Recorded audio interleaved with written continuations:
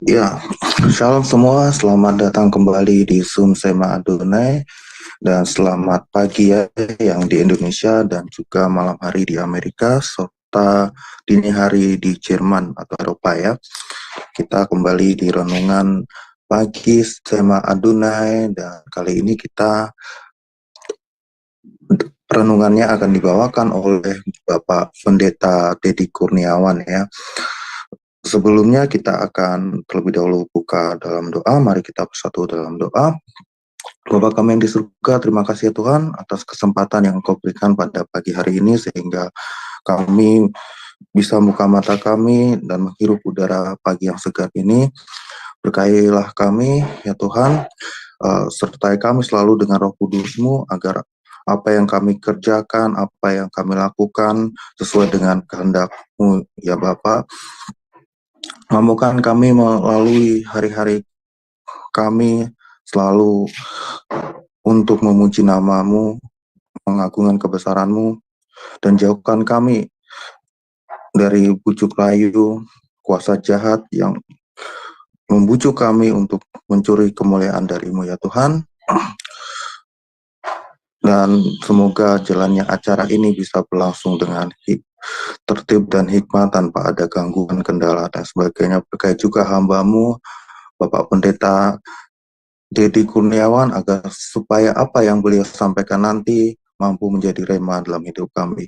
Di dalam nama Yesus Kristus, Tuhan dan Juru Selamat kami. Haleluya. Amin. Oke, berikutnya kita akan buka dengan pujian ya. Ku tetap cinta Yesus yang akan dibawakan oleh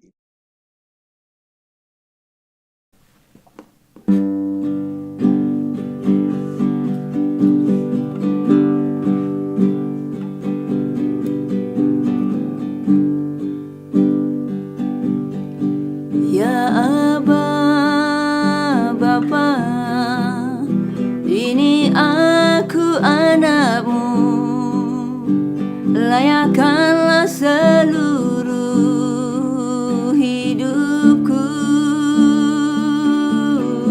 Ya Aba Bapa, ini aku anak-Mu, pakailah sesuai dengan rencana-Mu.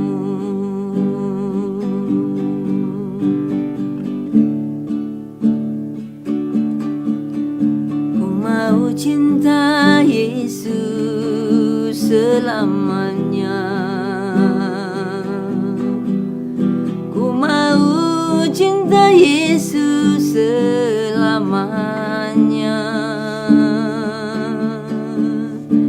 Meskipun badai silih berganti di dalam hidupku, ku tetap cinta Yesus selamanya. Ya Aba Bapa, ini aku anak-Mu, layakkanlah seluruh hidupku. Ya Aba Bapa, ini aku anak-Mu, pakailah sesuai dengan rencana-Mu.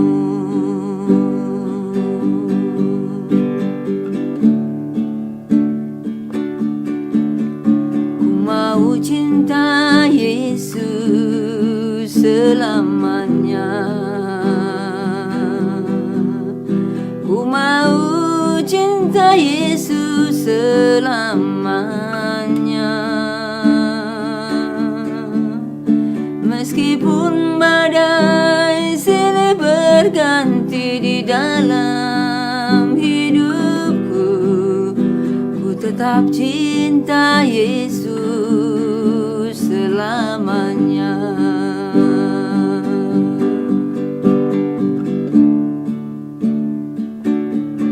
Ya Aba Bapa, ini aku anak-Mu, layakkanlah seluruh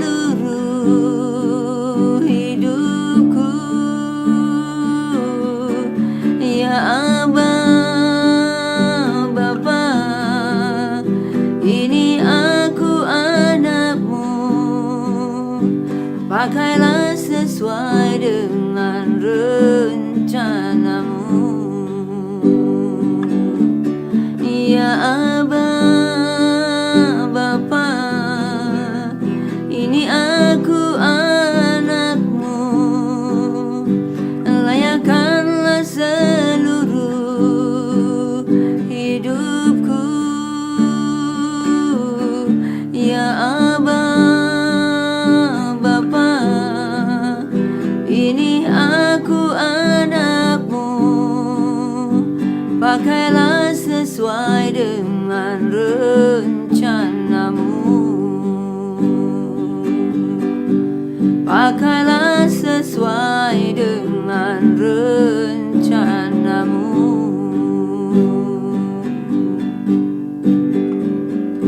Amin, amin. Ya, demikian tadi pujian. Terima kasih kepada Ibu Murni yang telah menyampaikan pujiannya ya.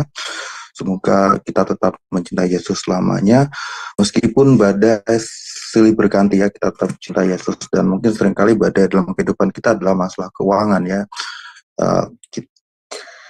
Dan kali ini tentu saja badai keuangan itu kadang-kala memang membuat kita tergoyahkan gitu ya. Tapi semoga meskipun badai keuangan dalam kehidupan kita, kita tetap untuk setia kepada Yesus. Dan bagaimana cara mengelola keuangan itu, kita langsung serahkan ke Bapak Pendeta Dedi Kurniawan. Silakan hambanya. Ya, terima kasih Pak untuk waktu dan kesempatannya. Baik, shalom Bapak Ibu Saudara kasih Tuhan. Pagi ini kita berjumpa kembali, kita akan membahas satu tema perenungan kita, yaitu bagaimana kita bisa menjadi pengelola keuangan yang baik, atau bagaimana kita memiliki prinsip mengelola keuangan yang benar, saudara. Kenapa saya mengangkat tema ini sebagai sebuah perenungan? Karena saya melihat bahwa kegagalan seorang untuk menjadi seorang pengelola keuangan yang baik adalah ketika berakibat kepada hubungan di dalam rumah tangga. Itu bisa menjadi salah satu faktor pemicunya konflik yang berujung kepada perceraian. Itu yang pertama. Yang kedua, kita bisa melihat bahwa gaya hidup yang salah bisa membawa orang dan menjumuskan dirinya ke dalam berbagai macam persoalan yang muncul. Kemudian adalah uang itu, kalau misalkan seseorang salah dalam mengelolanya, maka akan bisa menyebabkan berkaitan dengan masa depan yang tidak baik, masa depan yang suram begitu saudara ya. Ada orang yang sekian tahun bekerja, usaha, bisnis begitu, tapi dia tidak pernah berpikir bagaimana bisa menyisihkan dari apa yang dia dapat, baik dari penghasilannya sebagai karyawan misalkan, atau juga sebagai seorang pengusaha begitu. Jadi seiring waktu berjalan, ketika terjadi sesuatu, maka tidak ada dana yang bisa membackup dia begitu. Nah, ada banyak hal yang menyebabkan keuangan ini akhirnya menjadi salah satu faktor yang sangat menentukan daripada kehidupan seseorang begitu, saudara ya. Nah, oleh sebab itu hari ini kita belajar, ketika kita diberikan oleh Tuhan berkat pekerjaan, kemudian dari pekerjaan itu kita punya penghasilan, kemudian ketika dari penghasilan itu, apakah penghasilan itu dengan sebebasnya kita menggunakan itu, atau justru Tuhan menyuruh kita untuk kita menjadi pengelola yang benar begitu, saudara. Nah, kita akan melihat hari ini ya, pagi hari ini, yaitu beberapa hal saya akan tampilkan Bapak Ibu, karena ini berkaitan dengan penjelasan yang mungkin perlu ya untuk Bapak Ibu Saudara lihat. Jadi saya akan tampilkan dalam bentuk PowerPoint, saudara, yaitu bagaimana kita menjadi pengelola yang benar ya, saudaraku ya. Saudara, di dalam dinamika kehidupan manusia, ada orang yang penghasilannya besar, namun selalu habis ya. Dia tidak pernah ada sisa uang yang dia dapatkan begitu. Tetapi di satu sisi kita bisa melihat ada orang yang mungkin penghasilannya tidak besar, tetapi dia bisa menyisihkan apa yang dia dapatkan begitu ya, sehingga dalam setiap bulan itu tidak habis. Tapi ada juga orang yang penghasilannya biasa-biasa saja begitu ya, juga ada yang mengalami selalu kekurangan begitu. Nah, kenapa bisa seperti itu? Nah, ini kan makanya kita bisa melihat bahwa bagaimana sudut pandang orang ketika dia memiliki uang dan bagaimana cara mengolahnya seperti itu. Nah, kita akan lihat saudara ya hari ini, yaitu yang pertama kita lihat ada dua gaya hidup. Ada dua gaya hidup manusia atau orang ya. Yang pertama ada gaya hidup penampilan mewah. Itu yang pertama. Gaya penampilan hidup mewah. Jadi penampilannya. Jadi orang yang punya penampilan mewah belum tentu dia punya income yang sebenarnya sejalan atau setara dengan penampilannya. Ya, tidak selalu seperti itu. Ternyata ada orang yang berusaha memang ingin penampilannya baik, penampilannya bagus, walaupun pendapatannya sebenarnya tidak sesuai begitu. Nah, bagaimana kehidupan orang di kota besar? Ada yang seperti itu, Bapak Ibu ya. Nah, coba sebelumnya kita lihat dulu dalam Amsal 13 ayat yang ke-7. Ya, firman Tuhan berkata demikian, supaya ini tadi ya kita bisa melihat ada firman Tuhan yang mengatakan hal tersebut. Dikatakan ada orang yang menganggap kaya tetapi tidak mempunyai apa-apa. Ya ini tadi, ya dia mengutamakan hanya penampilan. Ada pula yang berpura-pura miskin tetapi hartanya banyak. Pura-pura miskin ini bukan berarti dia berbohong, saudara, bukan. Tetapi maksudnya dia tidak menonjolkan sisi kepunyaannya dia, sisi kelebihannya dia untuk dia pamerkan, tidak. Jadi ada orang yang memang dua tipe ini begitu, bertolak belakang. Ada yang nggak punya apa-apa tapi pengen penampilannya mewah. Saya pernah berjumpa dengan seorang yang dulu gaya hidupnya seperti ini. Waktu dia tanya kenapa, dia memaksakan untuk penampilannya mewah supaya ada manfaat dari penampilan itu. Satu, misalkan dia bisa bergaul dengan orang yang kaya begitu ya, kemudian dari pergaulan itu ya kemudian dia orang lain bisa memandang dia, kemudian bisa memberikan proyek, bisa membangun sesuatu yang bersifat bisnis begitu ya, karena itu penting dari penampilan dia bilang. Jadi sehingga mohon maaf Bapak Ibu yang ini tidak mengecilkan seseorang, tidak mengecilkan siapapun begitu. Karena ketika kita berbicara tentang hal ini mengingatkan sebenarnya ada orang yang rumahnya kontrak begitu, tapi mau kontraknya rumahnya bagus banget begitu. Kenapa? Karena untuk penampilan begitu. Ada maksud-maksud tertentu. Ada orang yang kontrak di rumah biasa saja, di rumah petakan, tapi mobilnya bagus begitu. Ya, bela-belain gitu. Untuk bisa punya mobil bagus, untuk apa? Untuk penampilan begitu. Nah, ini yang sebenarnya apa yang dimaksud oleh Alkitab tadi. Ya, begitu. Nah, yang kedua adalah mereka yang biasa-biasa aja sebenarnya, penampilannya biasa, sederhana, pakaiannya pun bukan pakaian-pakaian yang mahal begitu. Tetapi dia punya banyak uang begitu. Dia bukan orang yang tidak punya, tetapi dia orang yang punya. Kok bisa begitu gitu? Nah, itu tadi makanya gaya hidup begitu ya. Kalau kita lihat konglomerat Indonesia yang top itu, ya, dia kalau makan juga di pinggir jalan. Hartanya udah puluhan ratusan triliun atau mungkin ratusan mungkin puluhan triliun ya gitu, puluhan sampai ratusan triliun. Tetapi dia sederhana penampilannya, biasa begitu kan, nggak terlihat dia adalah seorang konglomerat gitu. Nah makanya ini kita bisa melihat bahwa apa yang dikatakan Alkitab itu ada di sekitar kita hari ini. Jadi kita melihat bahwa pengelola keuangan yang baik dan benar itu dimulai dari dua hal, yaitu apa? Gaya hidup. Nah, dua gaya hidup inilah yang seringkali ada di sekitar kita tentang bagaimana orang bisa menggunakan penghasilannya dengan tujuan-tujuan tertentu. Nah, yang kedua adalah gaya hidup karena kebiasaan. Ya, di dalam Ayub pasal 1 ayat yang keempat. Jadi kalau saudara lihat di dalam kitab Ayub pasal 1 ayat yang keempat, saudara bisa melihat bahwa di sana dikatakan bahwa anak-anaknya yang lelaki biasa mengadakan pesta di rumah mereka masing-masing menurut giliran. Dan ketiga saudara perempuan mereka diundang untuk makan dan minum bersama-sama. Kita lihat Bapak Ibu ya, gaya hidup mewah, gaya hidup yang penuh dengan pesta pora nih. Yaitu dimiliki oleh anak-anaknya Ayub, saudara ya. Kita tahu Ayub adalah orang yang kaya, orang yang hebat pada zamannya. Dan kalau kita membaca apa yang ditulis oleh Alkitab, kita bisa tahu ternyata gaya hidup anak-anak mereka itu adalah gaya-gaya hidup yang mewah begitu ya. Kita tahu mereka bergiliran gitu, mengadakan pesta, anak pertama pesta, kedua pesta, dan tiga dan seterusnya begitu, saudara. Nah inilah Bapak Ibu ya gaya hidup yang terbangun dari sebuah kebiasaan. Ada orang tua memang karena ada uang begitu ya, tidak mengawasi anaknya di dalam penggunaan keuangannya untuk apa dan seterusnya. Nah ini repotnya nih Bapak Ibu ya, kalau gaya hidup yang seperti ini yang dibangun karena kebiasaan ya, seorang bapak yang kaya bisa membuat anaknya senang, bisa membuat anaknya bahagia menikmati kekayaan dari para orang tua. Tapi kalau kebalikannya nih Bapak Ibu, kebalikannya, belum tentu ya anak yang kaya raya bisa membahagiakan orang tua. Belum tentu ya. Saya ulangi, anak kebalikannya nih, kalau bapak kaya raya, anak jadi raja. Tapi kalau misalkan anak yang kaya raya, belum tentu, masih belum tentu artinya tidak pasti nih Bapak Ibu ya. Belum tentu orang tua bisa bahagia. Kenapa? Saudara lihat, berapa banyak orang tua yang anaknya kaya raya, sama bapaknya, ya, atau papa mamanya, atau orang tuanya, itu menjadi seperti pembantu di rumah anaknya.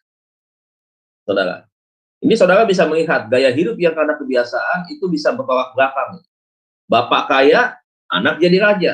Tapi kebalikannya, anak kaya raya, orang tua bisa menjadi pembantu. Ya, satu kali saya melihat ada seorang yang anaknya kaya, mantunya itu yang perempuan itu sama-sama tinggal di situ.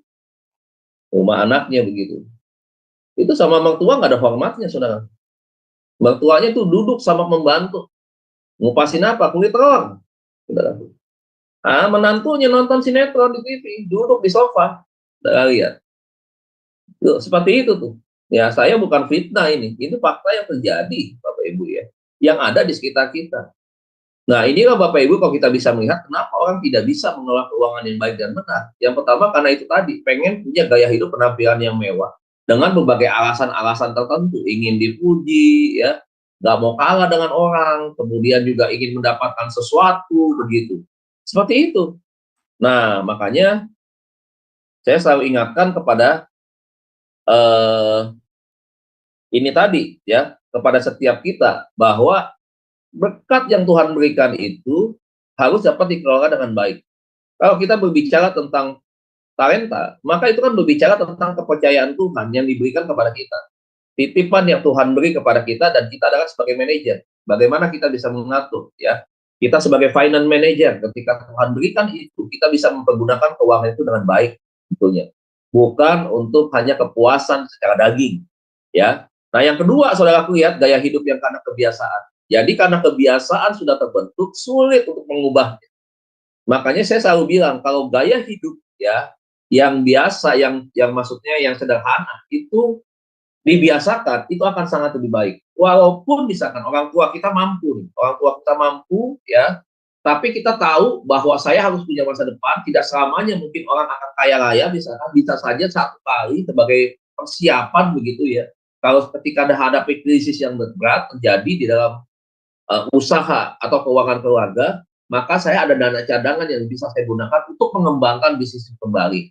Ada anak yang kaya, diberikan uang oleh papahnya, dia pergunakan lagi untuk dagang. Jadi dia kumpulkan uang itu, dia tidak pakai semuanya, tetapi dia pakai buat modal. Jadi karena itu adalah hak daripada dia, diberikan oleh orang tuanya, maka dia berpikir bahwa uang ini adalah jerih payah daripada orang tuanya yang diberikan kepada dia. Kepercayaan orang tuanya yang dia titipkan kepada dia. Jadi saya tidak menghabiskan uang ini. Lantas dia berpikir, dia kumpulkan uang itu, kemudian dia mengelola dalam bisnis online yang mungkin dari kecil begitu ya, dan sekarang bisa jadi besar.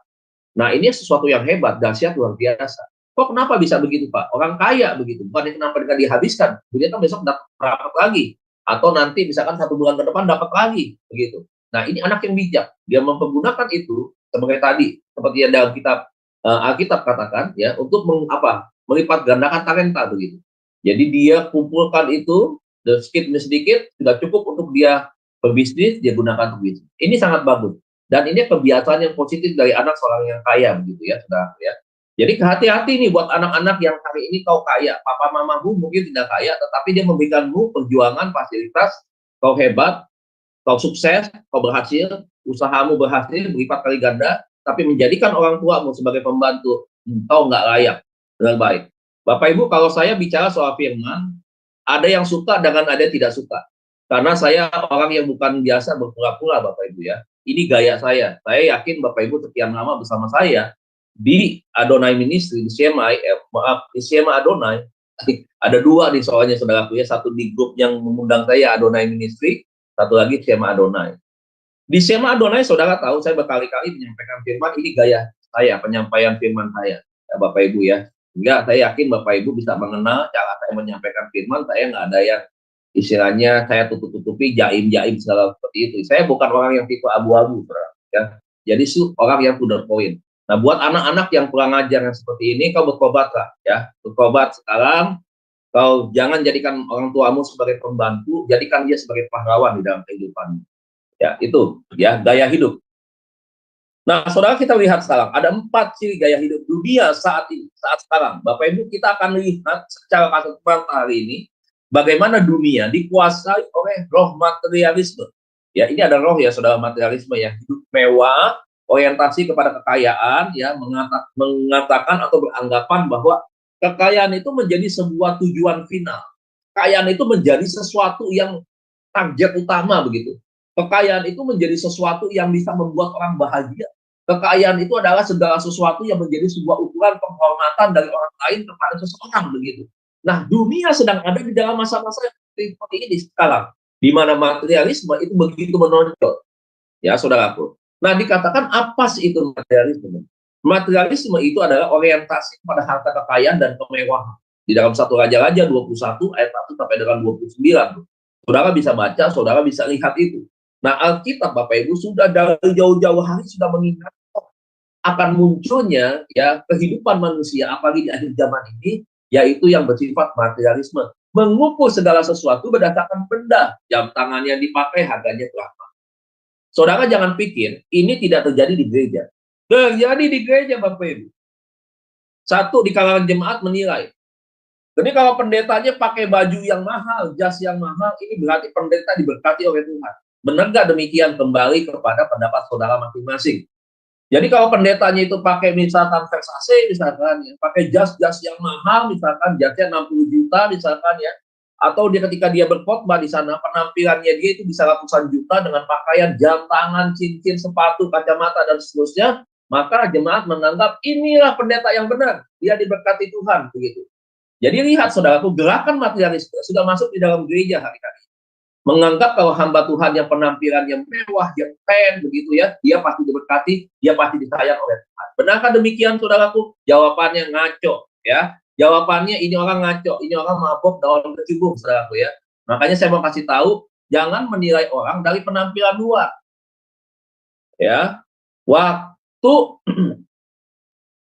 waktu Daud mau dipilih menjadi seorang raja, mau diurapi ya, Samuel saja bisa salah untuk beriman.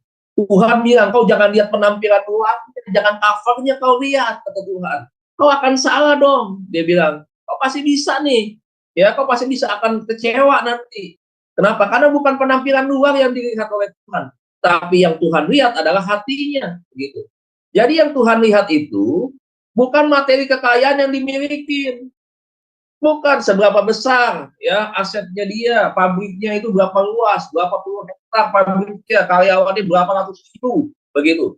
Penghasilan omsetnya dia dalam satu bulan berapa puluh miliar, begitu. Itu menjadi sebuah ukuran, tidak, ya. Jadi ingat saudaraku, kalau kita diberkati hari ini, maka respon kita adalah kita bersyukur, mengukur segala sesuatu itu dengan ucapan syukur. Thank you Tuhan, saya bisa mendapatkan pekerjaan, sementara di luar banyak mungkin ratusan ribu, mungkin jutaan orang yang menanti atau mencari pekerjaan, tidak punya income. Saya punya income, walaupun hanya 4 juta sebulan. Saya bersyukur Tuhan, terima kasih buat berkat yang Tuhan berikan. Aku akan kelola dengan kehidupan dengan 4 juta penghasilanku.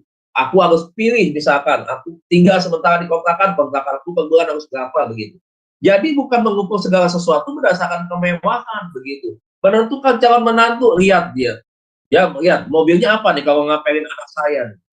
Jabatannya apa nih di kantor nih begitu. Waduh Bapak Ibu, repot Bapak Ibu kalau seperti itu Bapak. Kita akan terjeblos kepada roh itu tadi. Pada akhirnya manusia akan diperbudak. Gaya hidup materialistis ini merusak di roh, tubuh, jiwa dan mental seseorang, saudara. Makanya itu tadi ada orang yang stres, depresi sampai mengalami ODGJ. Kenapa? Karena tadinya kaya raya, saudaraku tiba-tiba mengalami kebangkrutan, akhirnya tidak siap. Karena itu tadi ya punya roh materialisme yang kuat. Akhirnya saudara bengang-bengong sendiri, ketawa sendiri, marah-marah sendiri, begitu. Kenapa bisa begitu? Karena hatinya dikuasai oleh itu tadi. Menganggap segala sesuatu itu adalah kekayaan. Kalau saudara lihat hari ini, gereja-gereja juga mengalahkan orang kan, berkat jasmani. Ya, sehat, kuat, makmur, diberkati, tidak sakit. Ini kan ngaco Bapak Ibu. Ya sehebat-hebatmu pelayanan, sehebat-hebatmu sebagai gembala, sebagai pendeta. You tidak sakit, tidak mungkin. Itu omong kosong. You rajin memberikan ini, memberikan itu, perpuluhan dan seterusnya. Yakin tidak sakit? Tidak mungkin. Percaya omongan saya Bapak Ibu, ini direkam. Ya, pasti sakit. Nggak mungkin nggak sakit. Begitu. Nggak mungkin. Nabi saja bisa sakit, Rasul bisa sakit. Masa lu nggak bisa sakit? Bisa sakit. Makanya kalau sakit, kalau udah seperti itu, apa yang harus dilakukan? Nah, ini kembali lagi ke Bapak Ibu, kepada kebijakan kita mengelola keuangan. Supaya sadar juga, sekalipun you hebat, pelayanannya tetap bisa sakit satu kali. Ada banyak pendeta-pendeta top yang KKR dan seterusnya, berobatnya ke luar negeri yang nggak ketahuan oleh jemaat. Setiap hari minum konsumsi obat lebih daripada 4. Bayangkan, saudaraku. Ya, dia berbicara soal, ayo hidupmu diberkati segala macam begitu. Nah, janganlah rusak gereja dengan pemahaman materialisme. Jangan bawa pengajaran materialisme ke dalam gereja, menjanjikan jemaat kekayaan, bahwa Tuhan bisa menyediakan kekayaan, lalu kurang ajar, ya, menganggap Tuhan hanya penyedia bagi kekayaan secara duniawi, secara jasmani. Padahal Tuhan bilang dunia itu tidak bisa memberikan kebahagiaan dalam bentuk apapun juga. Yang bisa memberikan kebahagiaan adalah ketika kau memiliki Yesus dalam hidupmu. Itu dia, Bapak Ibu. Jadi bukan materi, ya. Selalu saya bilang, saya pernah beberapa kali dibilang, Pak, Bapak terlalu vulgar untuk berbicara tentang hal itu. Saya berorientasi saya kepada jemaat. Saya tidak mau jemaat punya pemahaman hidup di dalam keyakinan iman yang kuat kepada Tuhan, tetapi di satu sisi harapannya adalah materialisme. Bukan kepada kehidupan kekal, kehidupan yang akan datang, di mana kita dipersiapkan masuk, tinggal bersama-sama di dalam kerajaan surga bersama dengan Tuhan. Itu adalah kan satu tujuan yang lebih daripada materialisme yang ada di dalam dunia. Ya, makanya ini yang harus kita tahu, kita pahami. Jangan mengukur segala sesuatu berdasarkan materialisme, saudara. Pendeta juga begitu. Wah, saya harus nih, ketika punya uang, punya ini, wah, harus memperbaiki penampilan ini, betul, saudara, penampilan. Tapi tidak harus mewah, Bapak Ibu. Saya setuju, kita harus rapi di depan jemaat. Pakaian kita harus sopan, ya. Pakaian kita harus formal, karena ini berbicara tentang ibadah, begitu. Pakaian kita harus baik, menjadi contoh. Tapi kan tidak harus mewah-mewahan dan tidak harus memaksakan, begitu. Ya, jadi ini tadi, saudaraku, ya, ada orang yang paksakan itu biar apa? Biar supaya nanti, wah, dapat itu lagi, ya, panggilan khotbah di tempat yang lain, begitu. Sehingga menjadi sebuah modal dengan penampilan yang dimewah-mewahkan, begitu. Ya, itu juga nggak benar, ya. Poin yang kedua adalah hedonisme. Nah, hedonisme itu apa sih? Hedonisme itu adalah kesenangan dan kenikmatan materi dengan bersenang-senang dan berpesta pora, ya. Hedonisme ini adalah seperti konsumerisme, ya, saudaraku, ya. Senang, ya, senang untuk menghabiskan uang, ya, dengan uang itu dia belanja barang-barang yang dia butuhkan, dia tuh senang banget lah begitu. Saudara, ada orang yang punya gangguan kepribadian hedonisme, ada. Kalau dia nggak membelanjakan uang, dia nggak bisa pakai uang, rasanya nggak enak. Di pikiran itu nggak nyaman, di hatinya nggak nyaman. Tapi waktu dia bisa membelanjakan itu, dia berikan apa kayak begitu, ya, itu dia senang begitu. Pokoknya dia udah belanja aja, pokoknya dia membeli sesuatu aja dia senang. Dapat istri model kayak begini, Bapak Ibu, ya, bapak-bapaknya dari sekitar sini, ya, siap-siap lah, kita banyak doa puasa nih, ya. Siap-siap dah yang ketemu model kayak begini. Yang begini kita bisa ketahui kapan? Sebelum kita jadikan istri, Bapak Ibu, waktu kita membangun kedekatan, saya tidak pakai istilah pacaran, ya, membangun kedekatan menjadi sahabat dekat, di sana kita bisa menilai sebenarnya. Ini ada bibit-bibit hedonisme atau tidak? Kalau sampai ada bibit hedonisme, sementara, mohon maaf, saya tidak mengecilkan profesi Anda. Kalau Anda cuma sedang kelas karyawan, ya, siap-siap lah. Siap-siap. Dia akan tuntut itu, kepuasannya dia itu, ya, dengan itu tadi. Dia bisa belanja ini, belanja itu, dan seterusnya. Dan kalau dia belanja barang-barang yang memang sesuai dengan penghasilan kita. Kalau dia belanja barang-barang yang branded, Bapak Ibu, waduh. Ini saya nggak tahu dah, Bapak Ibu, ya. Apa yang akan terjadi di dalam kehidupan perkawinan Anda, pernikahan Anda itu seperti apa? Ya, tidak mungkin tidak ada konflik. Kecuali kalau suaminya iya aja begitu, nggak tegas, ya, saudaraku, ya. Iya, tahu-tahu hutang, leher, begitu, ya. Debt collector, ada 40-an datang setiap hari, misalkan begitu. 40 melebih-lebihkan, Pak. Misalkan puluhan debt collector datang begitu, ya. Wah, terlibat hutang ini, hutang itu. Karena apa? Itu tadi tuh. Ya, seneng belanja, seneng ngumpul-ngumpul begitu. Ada tuh suami-suami juga begitu. Istrinya sudah bilang, Pak, kalau pakai gunakan uang, ayo hemat-hemat. Kita masih punya anak untuk anak kuliah. Kita sisihkan yuk, sekarang sama-sama yuk. Aku sisihkan uang belanjaku sisanya, kamu sisihkan uang pegangan kamu satu bulan. Kadang-kadang marah, saudara, nggak pegang duit cash, pakai gesek kartu kredit. Gitu. Ngapain? Nongkrong di kafe. Wah, ngobrol ngalor ngidul, ngomongin perempuan, ngomongin politik, ngomongin hobi, ngomong apa aja tuh yang nggak jelas tuh. Karena ada suami-suami yang sudah menikah, yang harusnya berkumpul bersama dengan keluarga, lebih senang kumpulnya dengan teman-teman, padahal sudah menikah. Begitu. Istrinya ngomong apa juga nggak didengerin sama dia. Pokoknya teman is the best. Nomor satu, kumpul-kumpul is the best. Begitu. Ya, kecuali kumpul-kumpul kayak seperti ini nih. Ya, si Cema Adonai belajar firman, itu sangat-sangat luar biasa.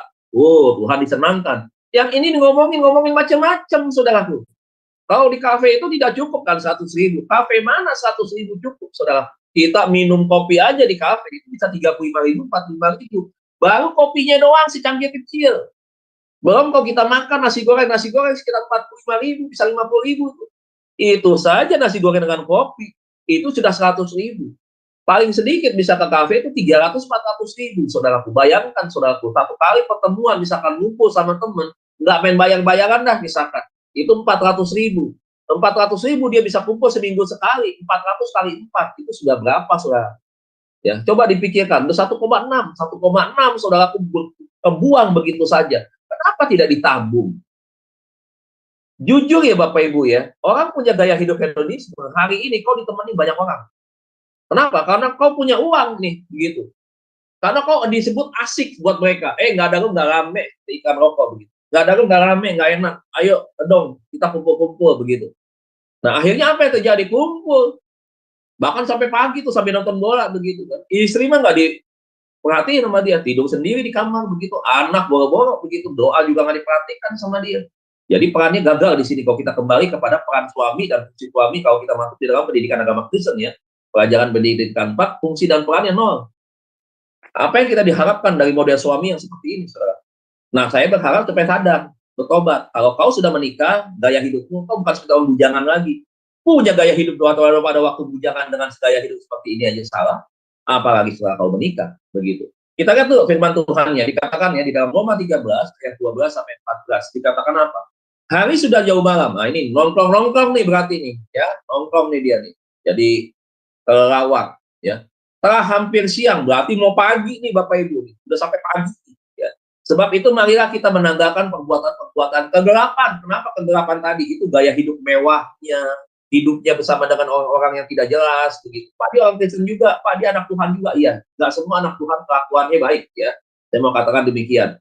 Dan menggunakan perlengkapan senjata, yaitu apa? Terang ini siapa? Tuhan, ya. Marilah kita hidup dengan sopan, katanya, seperti pada siang hari, ya, tertutup maksudnya, ya, tidak terbuka. Ada sesuatu yang terbuka itu pada siang hari itu tidak bagus, gitu. Ini adalah perumpamaan, ya. Jangan dalam pesta pora, jelas banget di sini dikatakan jangan dalam pesta pora begitu. Dan kemabukan, udah pesta pora mabuk pula kalau di diskotik begitu. Jangan dalam percabulan dan hawa nafsu, ini main perempuan nih saudaraku ya. Nah, datang ke spa, datang ke karaoke, begitu ya, ditemani oleh perempuan, habis bolos setiap bulan uangnya di sana, begitu kan. Kenapa kalau nyanyi, oh hari ini dengan si cewek yang namanya depannya C, besok nyanyi lagi dengan yang cewek yang depannya D, besok lagi depan yang E, dan seterusnya ada tuh. Ditemenin dalam satu ruangan, nyanyi sama-sama, entah apa yang dilakukan, kita nggak tahu, dan hanya Tuhan yang tahu, begitu. Ya, udah apa? Jangan dalam perselisihan dan iri hati. Biasa nih, oh ya teman pakai jam tangan mahal, emangnya lu doang bisa pakai jam tangan mahal? Gue juga bisa, saingan. Ya, begitu. Ibu-ibu kadang-kadang di sekolah suka saingan, begitu. Main arisan misalkan 500.000 sebulan nggak kuat karena gengsi. Oh iya siap. Padahal setiap bulan mengamati Bapak Ibu capeknya, aduh begitu. Sungguh-sungguh begitu, aduh begini ini udah mesti bayar arisan lagi, nggak kuat. Kenapa? Karena gengsi begitu. Katakan saja tidak usah ngikutin. Masa sekarang penghasilan suamimu 5 juta, temenmu itu ibu X di sana penghasilannya 60 juta. You mau ikut dengan gaya penampilan orang yang 60 juta penghasilannya sementara gajimu hanya 5 juta? Ya neraka terjadi di dalam kehidupanmu. Ya. Jadi apa yang dikatakan ayat 14, tetapi kenakanlah Tuhan Yesus tuh sebagai perlengkapan senjata terang, dan janganlah merawat tubuhmu untuk memuaskan keinginannya. Masih ada Tuhan, masih ada jalan. Artinya apa, saudaraku? Untuk terhindar daripada hal ini, ada Tuhan Yesus yang menjadi jawaban, solusi, tempat kita untuk kita tidak mau terjebak kepada hal-hal yang demikian. Untuk kita mau datang kepada Tuhan sebagai pelindung bagi kita.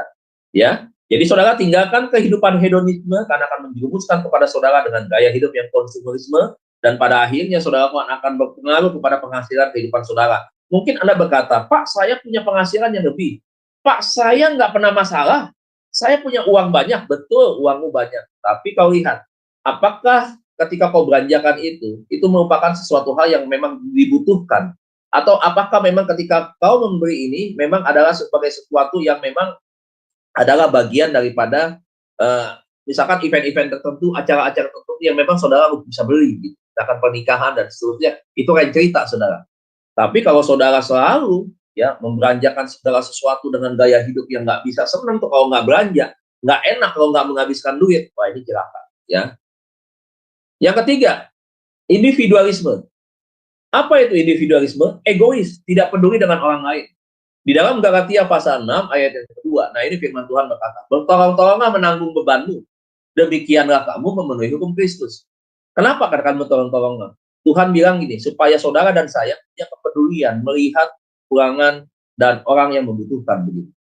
Apakah hari ini ya kita bisa melihat dan kita bisa merasakan penderitaan orang di sekitar kita? Ada orang tua yang anaknya terpaksa harus berbulan-bulan tidak bisa membayar uang SPP-nya karena berbagai macam alasan begitu. Dan ketika saudara melihat ini, apakah saudara hanya berdiam, tidak bereaksi? Apakah saudara diam, saudara ikut memikirkan, dan kemudian saudara bertindak? Begitu. Nah, kalau kita melihat kondisi keadaan dunia hari ini, orang dunia hari ini, ya, seperti dalam 1 Timotius pasal yang ketiga, itu egois, Bapak Ibu, tidak peduli kepada sesama. Yang penting gue happy, yang penting gue nggak susah, yang penting anak-anak gue bisa makan, anak orang lain bodoh, begitu. Kalau balik kepada firman ajarkan kepada kita, bertolong-tolonganlah. Dikatakan apa? Menanggung bebanmu. Ketika ada saudaramu yang hari ini mengalami kekurangan, ingat saudaraku, saudara diarahkan untuk saudara juga bisa mengambil bagian, untuk saudara bertolong-tolongan, melakukan bantuan kepada mereka. Bertolong-tolongan ini berbicara tentang apa? Kita gotong royong bersama-sama, kumpulkan tuh teman-teman, ya. Saya ada satu kelompok, satu grup. Secara rahasia kami tidak pernah, ketika ada teman SMA, dia ada kesulitan begitu ya, kami bikin grup sementara di luar.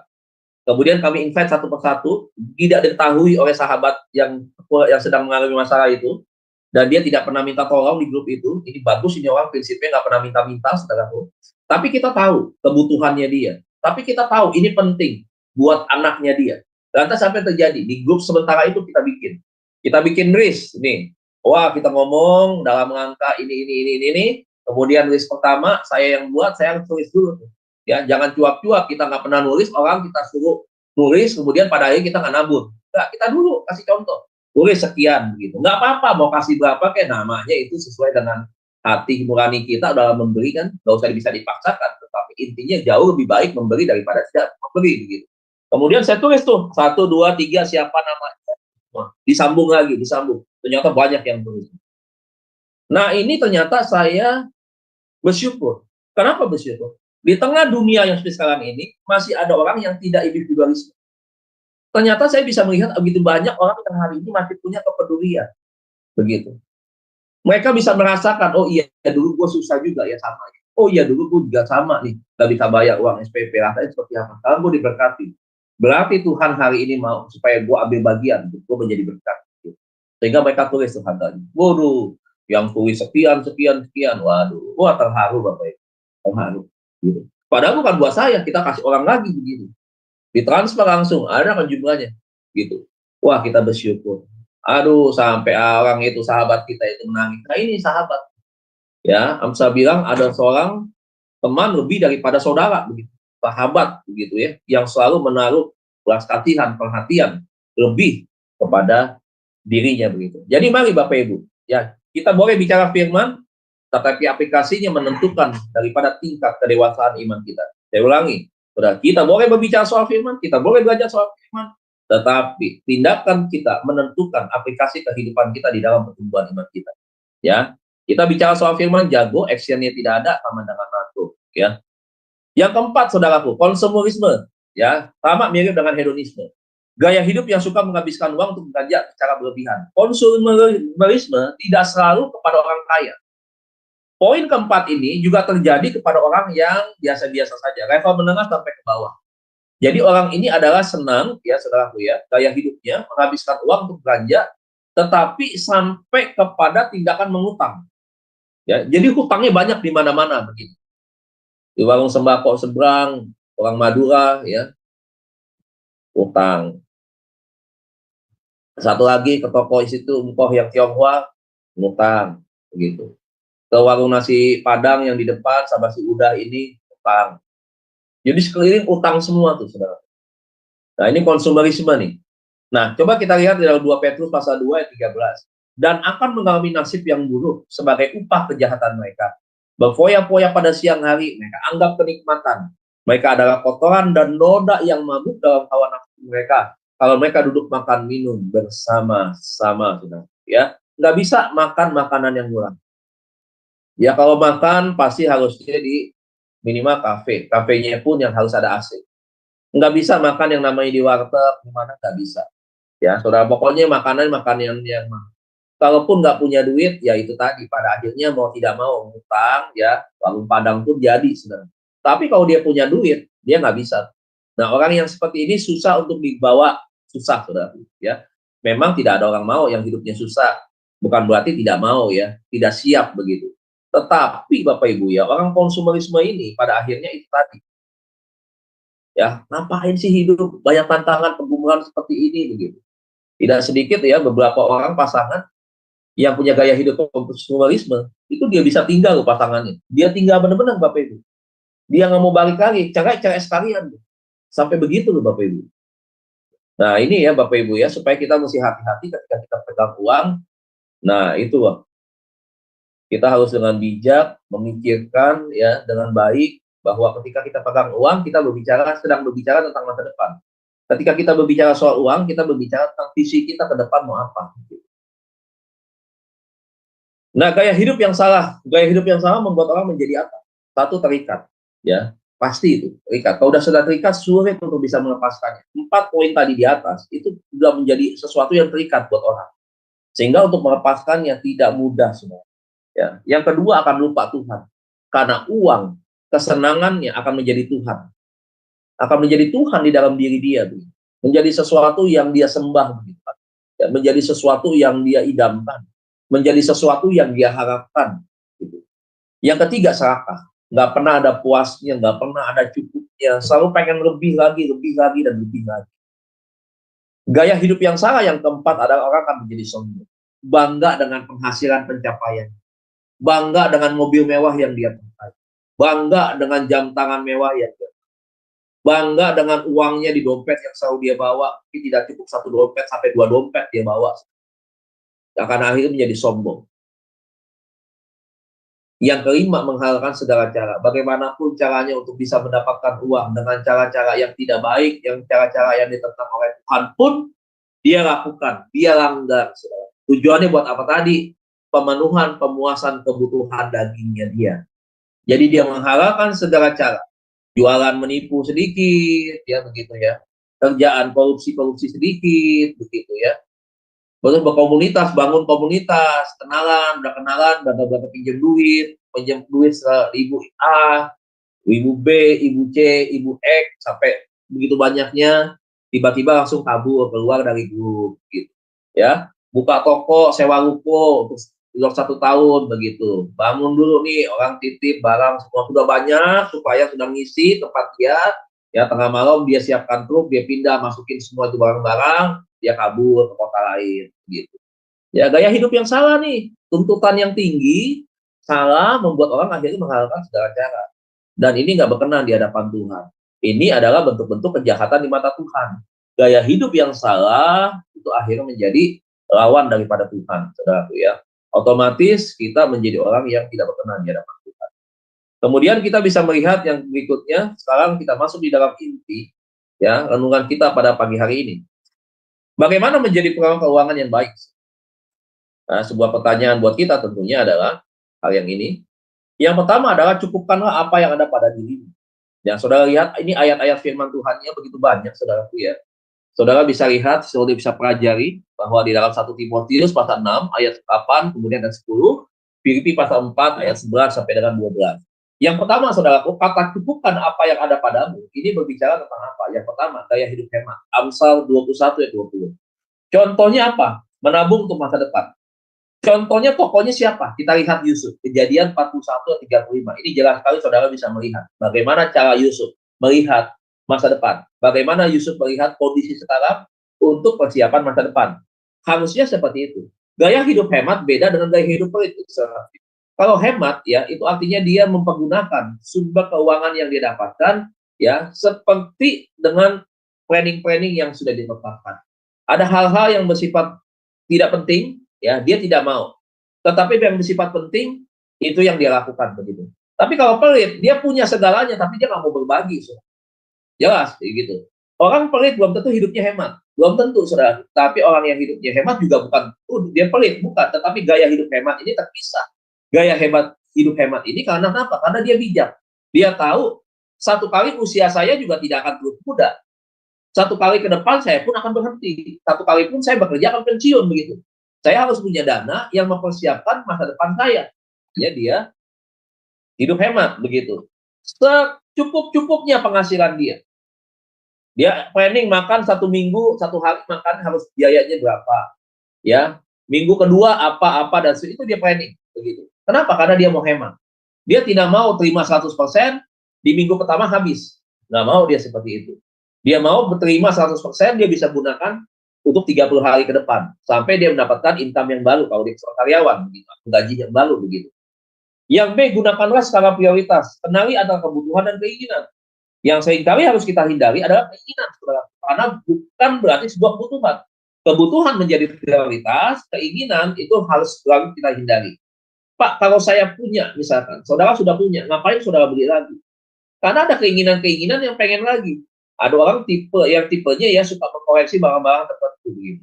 Sebenarnya bukan sebuah kebutuhan, tetapi karena keinginan, senang begitu. Tadi hubungannya dengan hedonisme begitu kan. Kenapa terlihat senang? Oh, serinya baru nih, tasnya kemarin seri 1, sekarang seri 2. Oh, seri 2 modelnya lebih keren. Oh, ukurannya begini begitu segala macam. Akhirnya beli. Padahal itu bukan sebuah kebutuhan, itu ada sebuah keinginan. Nah, hindari Bapak Ibu keinginan-keinginan yang bukan sebuah kebutuhan. Ya, buat skala prioritas, saudara. 1, 2, dan 3, dan seterusnya. Ya, itu yang B. Cukupkan apa yang ada padamu, dan kemudian itu langkah yang B seperti itu. Langkah yang C, buat budget bulanan. Misalkan, saudara, kalau saudara terima 100%, saya nggak tahu ya Bapak Ibu ya. Bukan begini, bukan nggak tahu ya. Saya tahu ya. Setiap kita yang terima income 100%, tidak semua gereja itu ada perpuluhan. Tidak semua. Saya pun tidak pernah memaksakan perpuluhan di gereja saya. Di gereja saya perpuluhan tidak ada namanya, tetapi menjadi persembahan sukarela. Kenapa? Karena persembahan yang mau memberikan perpuluhan, it's okay, silakan. Yang belum bisa memberikan perpuluhan, itu kembali lagi kepada hati nurani Anda, kepada keikhlasan dan ketulusan Anda. Ya. Yakin dan percayalah, saya tidak pernah mengancam dan menyakiti hati Anda soal itu, tidak pernah. Tetapi kalau saudara misalkan ada di gereja yang harus mengembalikan persepuluhan, ya maka saudara lihat. Kalau di gereja lain mungkin bukan persepuluhan, tapi saudara setiap bulan ada rutin tuh memberikan buat sebagai orang tua asuh, dana orang tua asuh itu bagus. Saudara memberikan buat program misi setiap bulan dari income saudara itu bagus, walaupun bukan persepuluhan. Saudara memberikan untuk pelayanan-pelayanan panti jompo misalkan, itu bagus, sehingga dari 100% berkurang tuh. Entah saudara berikan 10%, 20%, entah saya enggak tahu.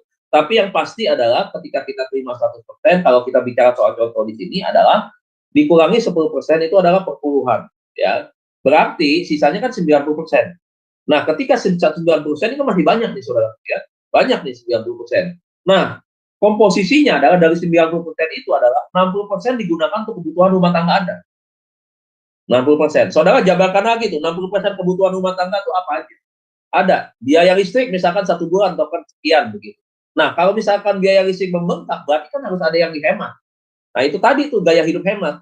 Ya. Kemudian apalagi? Kebutuhan makan, itu kan masuk kebutuhan rumah tangga begitu. Kebutuhan apa lagi? Oh, kebutuhan misalkan keamanan lingkungan, misalkan KRT dan seterusnya, itu kebutuhan rumah tangga. Saudara hitung tuh, bikin itu. Ya, ada planning-planningnya, ya, dibuat 1, 2, 3 dan seterusnya, totalnya berapa, begitu. Nah, kemudian setelah itu 10% saudara harus lakukan tabungan, ya. Pak, bagaimana mau nabung? Cuma dapatnya 100.000 sisanya. Tetap Bapak Ibu nggak usah mengeluh, nggak usah protes sama Tuhan, nggak pernah protes pada diri kita sendiri. Tabungkan saja 100.000. Jauh lebih baik saudara nabung daripada zero, saudara tidak ada kelebihan uang sama sekali. Padahal 100.000 ini, kalaupun itu sisa atau 10%-nya daripada bisa berbeda, lebih dari 100.000 gitu. Ketika saudara tabung, ini bisa menjadi dana cadangan. Di Indonesia, Bapak Ibu, kita hidup ya, ulang tahun diundang orang. Satu, ya. Syukuran rumah baru diundang orang, ya. Menikah diundang orang, ya. Meninggal pun dikabari, saudara. Apakah saudara pikir bayi lahir diundang? Saudara lihat aja, terima contoh ini aja. Apakah saudara tidak keluar uang untuk 5 kegiatan ini? Saudara bisa bayangkan kalau 1 bulan tiba-tiba dari 5 ini 3 ada kegiatan yang mengundang Anda. Pakai duit nggak? Pakai duit. Ongkos saudara pakai duit bensin, pakai duit. Yang kedua, saudara datang ke sana memberikan sesuatu, ya, memberikan sesuatu yang yang berduka, saudara memberikan uang duka, begitu. Ada uang. Dari mana itu? Saudara bisa ambil dari 10% tabungan itu. Begitu. Kalau misalkan tidak ada, puji Tuhan, haleluya, saudara. Kalau sudah terkumpul, saudara bisa masukkan ke bank, saudara bisa transfer langsung. Sekarang bank gampang, setelah setiap malam saudara bisa mungkin. Nah, saudara bisa masukkan itu, begitu. Nah, 10% saudara bisa menggunakan kebutuhan darurat. Buat apa misalkan? Nah, itu tadi, anak-anak sekolah yang berkaitan dengan mendadak ada kegiatan ini, kegiatan itu, misalkan begitu ya. Kemudian anak yang tiba-tiba sepatunya rusak, tasnya rusak, saudara bisa pakai. Ada 10% dana kebutuhan untuk kebutuhan darurat di sana. Bisa nggak misalkan untuk dana sakit? Nah, dana sakit ini harus dipikirkan. Saudara masuk harus ke yang 10% terakhir, investasi. Saudara harus punya asuransi, Bapak Ibu. Kalau saudara tidak punya asuransi, Pak repot. Pak, saya diajar di gereja saya, asuransi itu haram. Asuransi itu tidak percaya Alkitab. Asuransi itu tidak Alkitabiah. Siapa bilang? Ikuti aja pendeta yang ngomong kayak begitu. Tapi sengsaranya Anda yang tanggung. Ya, jangan diikuti yang model-model kayak begitu, saudara. Ya, 10% investasi ini saudara bisa berikan dalam bentuk asuransi apapun juga yang saudara butuhkan. Apakah saudara mau ambil unit link? Apakah saudara mau ambil proteksi kesehatan saja? Atau saudara mau pakai untuk dana pendidikan anak? Terserah. Tapi yang terpenting adalah para pria, orang tua Anda harus punya investasi asuransi di dalam bentuk asuransi kesehatan. Beli saja kesehatannya, Bapak Ibu ya, yang bisa cover Anda jumlahnya banyak begitu. Sebab kalau tidak, saudara bisa pikirkan dari mana dana itu ada. Apakah saudara mau ambil asuransi yang pemerintah, yang BPJS gitu, itu boleh, bagus saudara, tetapi ada masa tunggu kan saudara, ada pengecualian. Tapi kalau saudara ambil investasi asuransi yang lain begitu ya, menggunakan kartu begitu ya, dari asuransi A, B, C, D dan seterusnya seperti itu yang menurut Anda cocok, Anda ambil yang kesehatannya. Nggak apa-apa akan habis begitu, nggak apa-apa saudara. Tetapi ketika kita terjadi sesuatu, kita nggak jual rumah Bapak Ibu, kita nggak jual aset, kita nggak jual kendaraan, kita nggak utang pinjam sana kemari begitu. Kenapa? Karena ada dana cadangan ini yang mengcover kesehatan kita. Kan tadi saya bilang, ya, mau sehebat apapun pelayanan Anda dan saya hari ini, nggak mungkin kita mau berdoa setiap pagi, Tuhan aku tidak pernah sakit, tidak kena ini, tidak mungkin. Minimal pilek pasti bisa, flu pasti, itu bukan kata sakit, itu bukan kata sakit. Jadi udahlah Bapak Ibu, jangan kita lip service dengan mengatakan bahwa Pak, ini kan kata-kata profetik, kata-kata iman. Iya betul, kata-kata profetik iman, saya setuju. Tetapi juga tidak mungkin Anda tidak sakit, tidak mungkin begitu. Ya, tidak mungkin pendeta tidak akan mengalami kematian, tidak mungkin. Sama akan mengalami itu. Ya, pada waktu sehat, it's okay. Pada waktu sakit, ya itu tadi pikirkan. Sehat, kita harus bijak. Waktu kita sakit, kita sudah pikir nggak ada uang nggak? Begitu. Jangan pikir nggak pakai uang. Kematian saja menggunakan uang yang jumlahnya banyak, gitu. Ya, jadi ini saudaraku ya, dari 1% itu saudara lakukan ini. Dikurangi 10% hingga 90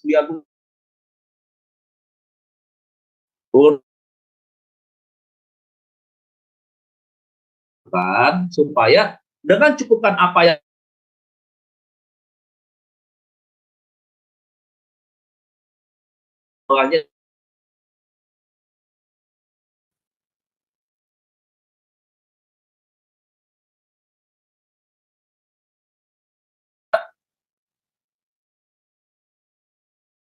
22 ayat yang ke-7. Jadi orang kaya menguasai orang miskin yang berhutang menjadi budak dari yang menghutangi. Nah, artinya apa? Dia harus bayar uang itu susah payah setiap bulan itu ya kepada orang yang punya uang. Jadi jangan Anda akan hutang. Kalau saudara Anda kepepet-pepet banget Bapak Ibu, jangan hutang. Kalau Bapak Ibu pun hutang, ikuti ya. Tips berikut ini nih. Pertama, saudara harus bijak. Hati-hati dengan bunga pinjamannya. Saudara hati-hati dengan utang dengan rentenir. Hati-hati. Kepepet bagaimanapun, hati-hati. Karena bunganya sangat tinggi. Saudara pinjam 100, pengembalian 120, tapi sebelum kasih 120, saudara sudah dipotong. Tidak terima utuh 100, tapi terimanya 80, tapi saudara nanti sudah harus bayar lagi tuh bunganya. Pokoknya bunganya tinggi sekali. Nah, hati-hati, saudara akan terjerat kepada rentenir nanti. Ini repot kalau udah seperti ini ya. Yang kedua, batasi penggunaan kartu kredit. Jangan punya kartu kredit banyak, bangga. Kemudian Anda, gampang menggesek ya. Kalau sudah dipegang kartu kredit Bapak Ibu, itu gelap mata biasanya. Biasanya tidak ada pengendalian diri. Jujur nih Bapak Ibu ya. Saudara jangan pikir juga. Kenapa saya selalu bicara termasuk juga saya kasih contoh hamba-hamba Tuhan. Jadi kalau saudara lihat, juga jangan saudara pikir hamba Tuhan tidak terjerat kartu kredit. Ada, supaya saudara juga jangan merasa, kok jemaat terus jadikan contoh begitu. Karena memang faktanya ada yang seperti itu. Jadi yang saya sampaikan secara berimbang. Ya, jangan saudara pikir tidak ada pendeta yang terlibat dengan kartu kredit. Mobilnya ditarik aja ada, nggak bayar pendeta tuh. Jangan dianggap super, jangan dianggap hebat, saudara. Saya tidak mau ada jemaat ya seperti mendewa-dewakan manusia begitu. Nggak boleh. Terkutuklah orang yang mengandalkan manusia, kata firman Tuhan. Andalkan Tuhan saja. Contoh Tuhan saja, teladani Tuhan saja. Nah, kita manusia-manusia yang punya gelar pendeta ini juga manusia berdosa, Bapak Ibu ya. Bukan kita hebat, lebih hebat dari jemaat, tidak. Gitu. Jadi batasi penggunaan kartu kredit. Ya, kita mau berbahasa roh setiap hari pun, kalau bisa pegang kartu kredit, Bapak Ibu, kita bisa hilang. Kita bisa terlibat juga hutang piutang. Kartu kredit bisa membengkak, ditagih, nggak bisa bayar, saudara. Jadi hati-hati. Kalau bisa kartu kredit jangan taruh di dompet, disimpan di dalam rumah begitu. Jadi kalau satu kali memangnya mepet, ya terpaksa saudara lebih baik pulang daripada taruh di dompet ya. Aduh, pergi di bandara lihat rons, makanannya enak ini itu masuk, saya kartu kredit. Gaya hidup yang salah bisa tuh, ya seperti itu. Nah, pengeluarannya lebih besar pasak daripada tiang, Pak Repot. Ya, jangan mengambil melewati kemampuan kita. Gunakan hikmat dan perhitungan. Yang terakhir, hutang harus dibayar. Ya, jangan pinjamnya semangat, yo gagah kayak mau berjuang seperti pahlawan di medan perang, begitu semangat sekali, bayarnya gagah amnesia. Ya, bayarnya belaga-belaga seperti orang yang kena depresi, schizofrenia, lupa ingatan begitu. Nggak boleh, Bapak Ibu. Ya, bayar hutang. Ya, Tuhan nggak nyuruh kita untuk kita lari daripada tanggung jawab. Tuhan ajarkan kita untuk kita tanggung jawab. Berani bertindak, berani untuk kita melakukan itu tadi. Tugas tanggung jawab kita dengan baik. Jadi hati-hati itu, hutang harus dibayar, Mazmur 37. Yang ketiga yang terakhir Bapak Ibu. 3, jadikan uang sebagai hamba bukan tuan atas kita. Ibrani 13 ayat yang kelima. Ya, ada firman Tuhannya di dalam Ibrani 13 ayat 5, nanti saudara lihat. Kemudian di dalam menjadikan uang sebagai hamba dan bukan tuan atas kita, itu dampak ada menjadikan uang sebagai Tuhan atas kehidupan kita. Contohnya ada di dalam Pengkhotbah pasal 5 ayat yang 10. Jadi itu tadi, kalau kita menjadikan uang sebagai hamba, berarti saudaraku, ya diri kita tidak terikat kepada sesuatu yang sifatnya uang memerintah kita. Jadi hati-hati ketika kita sampai dijadikan sebagai hamba oleh uang, ya, atau dia memerintah kita, saudaraku, maka kecenderungan kita itu tadi, ya, kita akan menjadi orang yang tidak pernah puas akan uang yang kita miliki. Pada akhirnya terjadi berbagai macam penyimpangan, terjadi di dalam hal-hal yang tidak baik di hadapan Tuhan, begitu ya. Maka pada akhirnya kita akan menjadi orang yang tidak damai, tidak sejahtera, karena tidak bisa mengelola keuangan dengan baik. Utang di mana-mana tidak terbayar, anak tidak bisa bayar uang sekolah, anak akhirnya ketika ujian namanya ditulis di papan tulis begitu ya, papan tulis apa di majalah dinding begitu ya, dikasih tahu bayar uang sekolah, anak kita akan menanggung dampaknya seperti itu. Anak kita akan dipermalukan. Anak kita akan menjadi anak-anak yang dibully atau teman-temannya karena tidak bisa bayar uang sekolah. Kebutuhan anak-anak kita tidak bisa tercukupi. Ayo Bapak Ibu, bijaksanalah mengelola keuangan. Ayolah kita menjadi seorang saver yang bisa menabung dengan baik Bapak Ibu ya. Bukan saja saver secara rohani, tetapi saver secara jasmani. Apa itu? Ini tadi, menjadi pengelola keuangan yang bijak. Ayo, kembangkan talenta yang Tuhan sudah berikan buat kita. Talenta bukan hanya bicara soal bakat, skill yang Anda miliki, tapi juga berbicara tentang kepercayaan yang Tuhan berikan. Uang yang Tuhan berikan kepada kita. Ayo kita kembangkan itu. Jangan menggunakan talenta itu atau kita tidak menggunakannya atau justru kita menghabiskannya tanpa kita bisa melipat gandakan. Kiranya Tuhan Yesus berkati kita sekalian Bapak Ibu ya. Topik kita panjang sebenarnya. Tetapi ini ada gambaran singkat daripada apa yang Tuhan mau supaya kita menjadi bendahara-bendaharanya Tuhan yang baik. Menjadi bendahara-bendahara yang bisa diberikan tanggung jawab lebih oleh Tuhan. Setia dalam perkara kecil, kita akan mendapatkan perkara yang lebih besar daripada Tuhan. Ketika kita tunduk kepada Tuhan, kita sadar bahwa berkat itu harus kita kelola, bukan untuk kita habiskan, untuk kita pakai foya-foya, untuk kita pakai dengan cara hidup yang tidak benar, bukan seperti itu. tetapi Tuhan mau supaya kita juga mensyukuri dengan apa yang kita terima, kita kumpulkan, dan kita pun bisa menjadi berkat bagi orang lain. Kalau kita ada uang yang kita sisihkan, kita bisa terpaling digerakkan Tuhan untuk membantu orang lain, ataupun kita melihat kondisi keadaan kesusahan orang lain, dan ketika kita ada uang, kita bisa berbagi kepada mereka. Dan jangan pernah takut, waktu kita menabur buat pekerjaan Tuhan, saudara akan menjadi miskin, saudara akan mengalami kebangkrutan, saudara akan dipecat dalam perusahaan, tidak mungkin. Ketika saudara memberi yang terbaik dari hidup saudara, pertolongan tadi, maka saudara akan diberkati oleh Tuhan. Tuhan Yesus berkati kita semua. Saya kembalikan kepada moderator. Amin. Firman Tuhan. Ya. Terima kasih Pak Pendeta ya atas materinya. Sebelumnya kita akan buka lagu pujian kedua, Kasih dari Surga dari Ibu Murni. Silakan operator.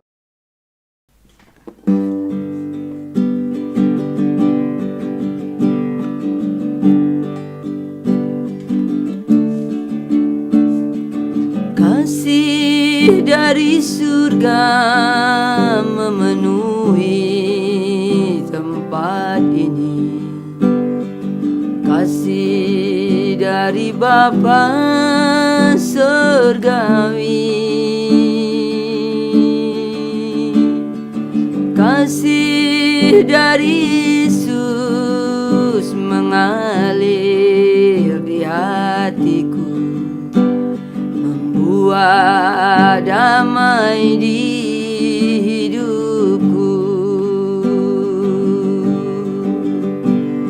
Mengalir kasih dari tempat tinggi, mengalir kasih dari tata Allah Bapa, mengalir, mengalir, mengalir dan mengalir, mengalir memenuhi hidupku.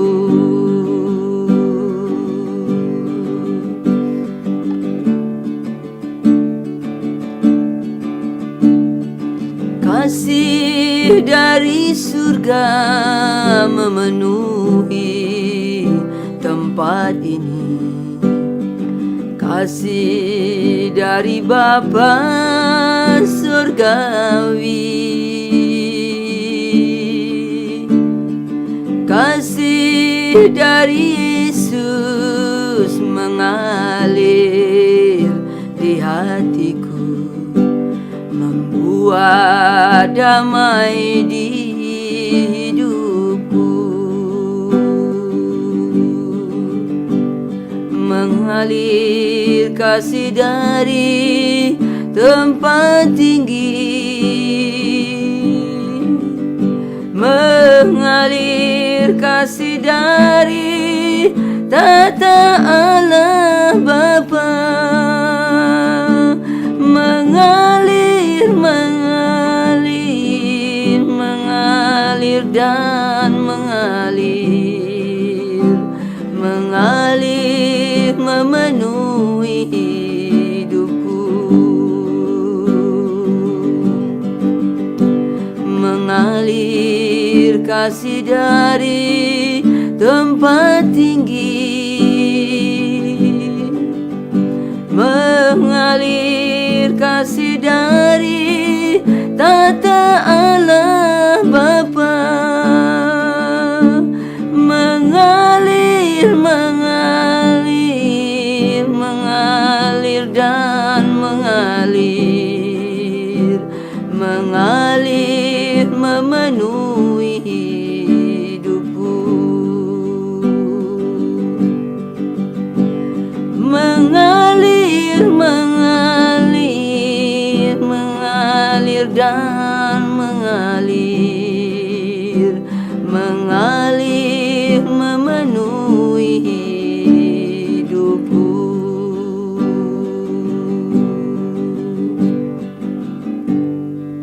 Lagu pujian kedua dari Ibu Murnia, semoga lagu pujiannya memberkati kita, begitu juga kehidupan kita ya, mengalir terus kasih dari Allah Bapa itu ya. Oke, mari kita bersatu dalam doa.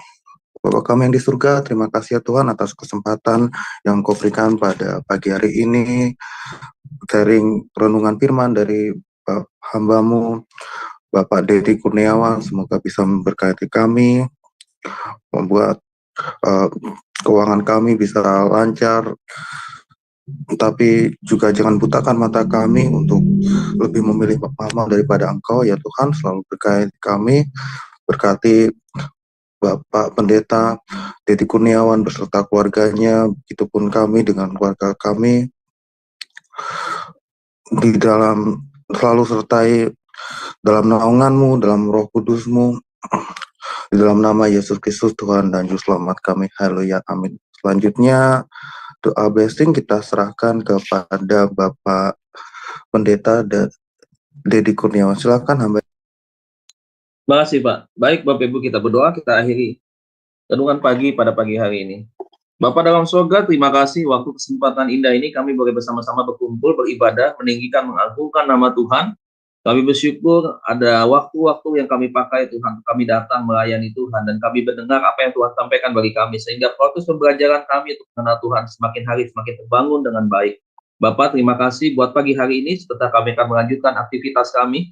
Kami percaya tangan Tuhan menolong menyertai kami dimanapun, apapun aktivitas yang kami kerjakan, kami percaya yang kami kerjakan seturut kehendak Tuhan dan rencana Tuhan, dan kami memberi yang terbaik dari hidup kami kepada Tuhan, menyatakan kemuliaan Tuhan lewat pekerjaan kami, lewat bisnis kami, lewat studi kami, bahkan lewat perankan dan tugas kami masing-masing sebagai orang tua. Terima kasih Tuhan, mari Bapak Ibu Saudara dikasih Tuhan, angkat kedua tanganmu, buka hatimu, arahkan wajahmu kepada Tuhan, dan terima berkat daripada Tuhan. Kekasih-kekasih Tuhan, hamba-hamba Tuhan yang diberkati dan diurapi. Berjalanlah bersama dengan Tuhan, lakukanlah aktivitas pekerjaan dan pelayananmu dengan baik. Jadilah teladan di dalam kehidupan rumah tanggamu, jadilah teladan bagi keluarga anak-anakmu, jadilah teladan bagi banyak orang, dan nama Tuhan dipermuliakan lewat dirimu. Oleh sebab itu, terimalah berkat Allah Bapa kita di sorga, cinta kasih daripada Tuhan kita Yesus Kristus, penyertaan, penghiburan, pertolongan Allah Roh Kudus akan terus menyertai kita semua sepanjang hari ini, bahkan sampai Tuhan Yesus datang di awan-awan permai, menjemput kita semua, memberikan kita mahkota, menyatakan kita sebagai pemenang, bahkan lebih daripada pemenang, dan pada akhirnya kita akan tinggal bersama-sama di dalam kerajaan surga bersama dengan Tuhan Yesus Kristus. Yang percaya dan diberkati, bersama-sama kita katakan, amin. Terima kasih Bapak Ibu, selamat pagi, selamat beraktivitas, Tuhan Yesus berkati. Ya, terima kasih hambanya. Ya, kita juga jangan lupa ya, renungan pagi masih terus berlanjut untuk esok hari ya, Senin sampai Sabtu, dan kemudian nanti karena ini hari Kamis kita ada worship bersama Pak Ronald Taka ya, jangan lupa jam 6 sore ya, waktu Indonesia Barat. Tuhan Yesus memberkati, silakan Om.